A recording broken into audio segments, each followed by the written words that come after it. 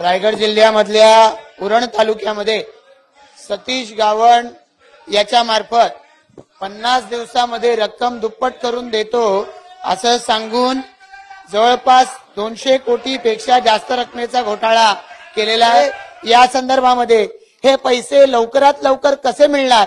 माननीय अध्यक्ष महोदय, सन्माननीय सदस्य प्रशांत ठाकूरजींनी जो प्रश्न विचारलेला आहे ती वस्तुस्थिती आहे।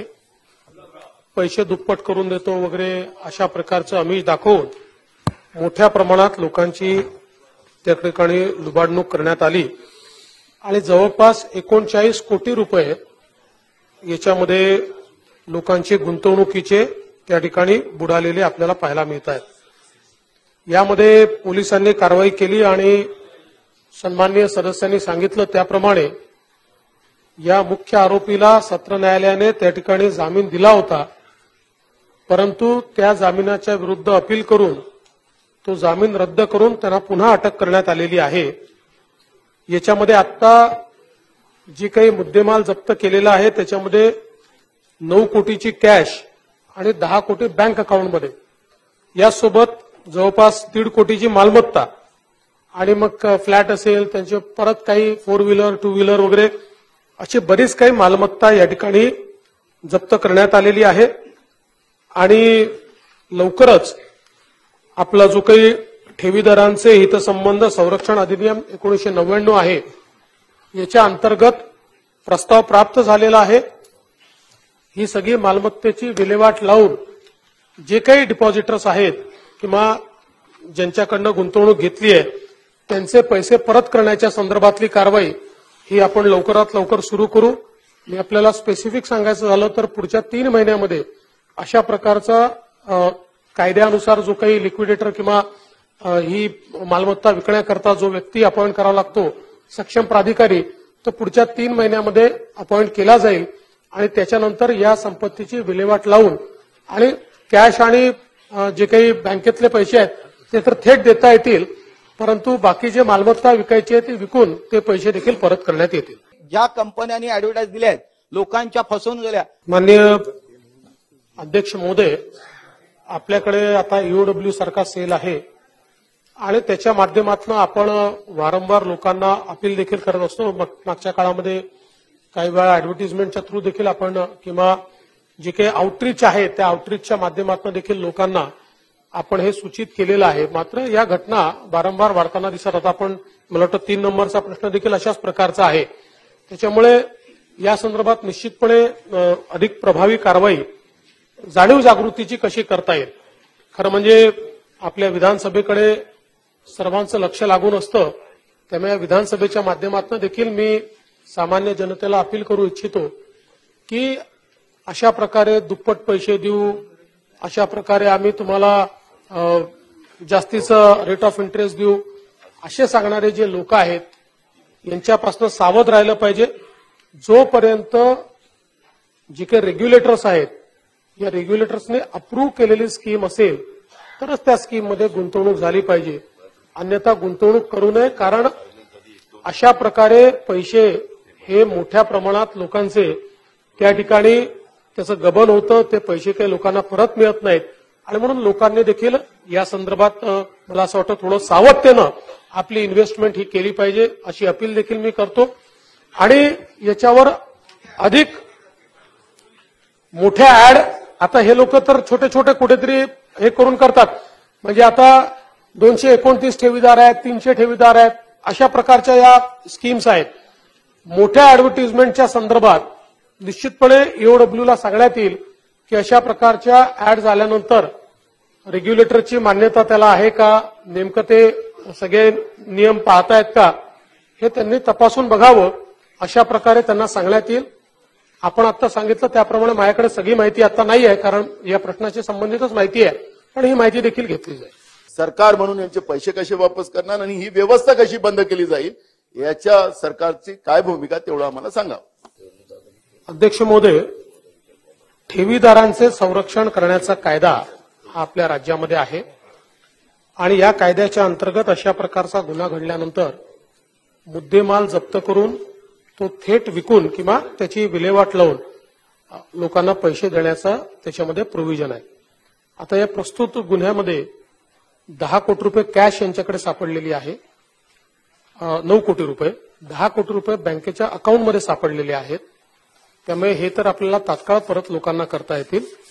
या व्यतिरिक्त मोठ्या प्रमाणात मालमत्ता सापडलेली आहे. त्या मालमत्तेचे विल्हेवाट म्हणूनच मी म्हटलं की 3 महिन्यामध्ये आम्ही कॉम्पिटंट अथॉरिटी त्या कायद्यानुसार त्याच्यावर अपॉइंट करू आणि त्याची विल्हेवाट लावून लोकांचे पैसे परत करण्याचा प्रयत्न करू. आणि या सभागृहाची आपली जी भावना आहे आणि सभागृहाची भावना आहे त्यानुसार मी आजच गृह विभागाला पुन्हा सांगेल की या संदर्भात प्रभावी जाणीव जागृती करण्याचं, कारण आपल्याकडे मशिनरी सगळी आहे, परंतु अनेक वेळा कुठल्या तरी एखाद्या गावामध्ये हे एजंट आणि सब एजंट नेमतात आणि मग गुन्हा घडल्यानंतर आपल्याला कळतं, कारण त्याची ऍडव्हर्टिजमेंट नसते, त्याचा कुठला विषय नसतो. दुसरं जसं आपण सांगितलं की आता ऑनलाईन मोठ्या प्रमाणात हे चाललेले आहेत, डार्कनेटचा उपयोग त्या ठिकाणी करतात.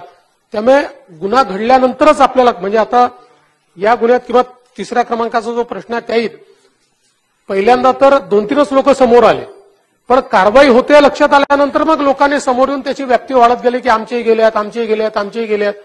त्यामुळे याच्यातला महत्वाचा मुद्दा हाच आहे की आपल्याला लोकांमध्ये अधिक जाणीव जागृती करावी लागेल की अशा प्रकारच्या ज्या स्कीम्स आहेत त्या स्कीम्सला बळी पडू नका. जोपर्यंत रेग्युलेटरने अप्रूव्ह केलेल्या स्कीम्स तुमच्यासमोर येत नाहीत तोपर्यंत अशा प्रकारची गुंतवणूक ही तुम्ही करू नका.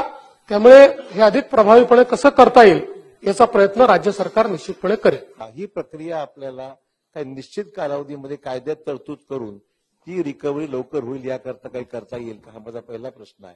आणि दुसरा आहे, अनेक लोकांना याच्यामध्ये जामीन झालेला आहे, तर माझं म्हणणं एवढंच आहे, कायद्यामध्ये बदल करून यांना जामीन मिळणार नाही, नॉन बेलेबल ऑफेन्स होईल, याकरता कायद्यात आपण बदल करणार का, असा माझा प्रश्न आहे. माननीय अध्यक्ष महोदय, माननीय अशोकराव चव्हाण साहेबांनी जो मुद्दा या ठिकाणी उपस्थित केला तो मला असं वाटतं अत्यंत महत्वाचा आहे. कारण ठेवीदारांच्या संरक्षणाचा जो कायदा आहे या कायद्यात जी प्रोसिजर दिलेली आहे त्याच्यामध्ये आपण कॉम्पिटंट अथॉरिटी अपॉइंट करतो, मग ती अथॉरिटी त्याचं सगळं असेसमेंट करते, मग असेसमेंट करून ते लिलाव पद्धतीने आपल्याला ते सगळं, समजा स्थावर मालमत्ता असेल तर ती विकावी लागते.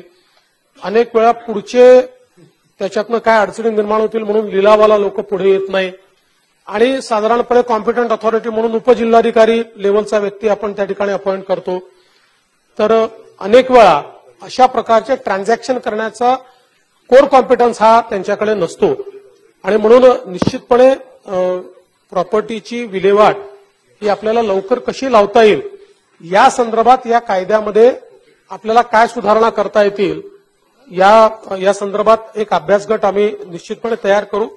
एक साधारणपणे 3 महिन्याचा कालावधी या अभ्यास गटाला देऊन त्यांच्या माध्यमातून एक रिपोर्ट घेऊन आणि कायद्यामध्ये ज्या काही आपल्याला सुधारणा करायच्या त्या आपल्याला करता येतील. साधारणपणे यातले काही ऑफेन्सेस नॉन बेलेबलच आहेत, पण अनेक वेळा कुठलेही नॉन बेलेबल ऑफेन्स असला तरी कोर्टाला बेल देण्याचा अधिकार असतो, कोर्ट अनेक वेळा ते बेल देतं. तसं याच्यामध्ये कोर्टाने फार लवकर बेल दिली होती, परंतु नवी मुंबई पोलिसांनी प्रयत्नपूर्वक ती बेल कॅन्सल केली आणि आता आरोपी, जो मुख्य आरोपी आहे तो अजूनही जेलमध्ये आहे.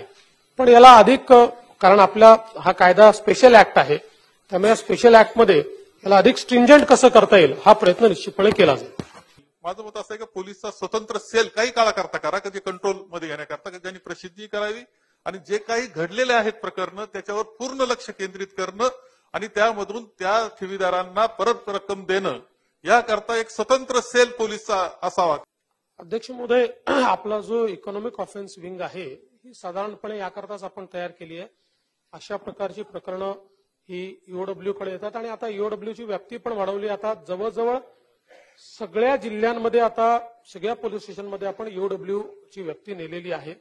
मात्र जे काही या ठिकाणी आपण सुचवलेलं आहे त्यानुसार ईओडब्ल्यू मध्येही एक स्पेशल ऑफिसर आपल्याला मॉनिटरिंग करता याच्या नेमता येईल का, जरूर याचा विचार केला जाईल.